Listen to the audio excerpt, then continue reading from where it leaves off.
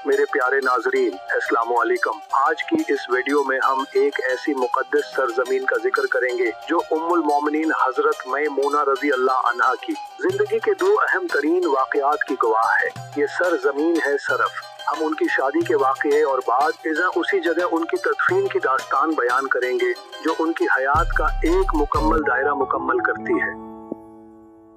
इस दिलनशीन दास्तान को मुकम्मल तौर पर समझने के लिए आखिर तक हमारे साथ बने रहिएगा। मजीद ऐसी वीडियोस देखने के लिए हमारा चैनल सब्सक्राइब कीजिए और इस वीडियो को लाइक और शेयर करना न भूलें।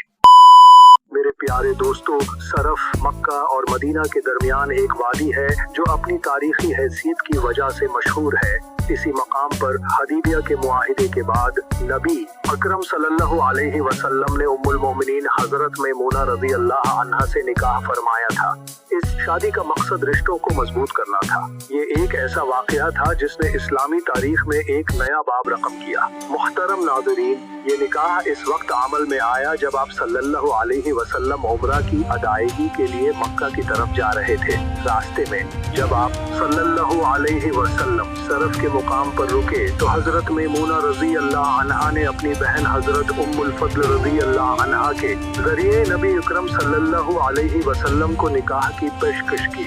ये एक तारीखी लम्हा था जो इस सरजमीन की कुद्दूसियत को और भी बढ़ा गया।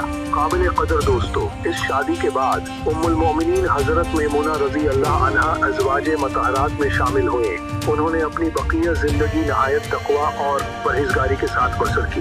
वो रसूल अल्लाह सल्लल्लाहु अलैहि वसल्लम के साथ हर अहम सफर में शरीक हुए और आप सल्लल्लाहु अलैहि वसल्लम की सीरत को उम्मत तक पहुंचाने का फरीदा सरअंजाम दिया। उनकी हयात का हर लम्हा अज़मत से भरपूर था।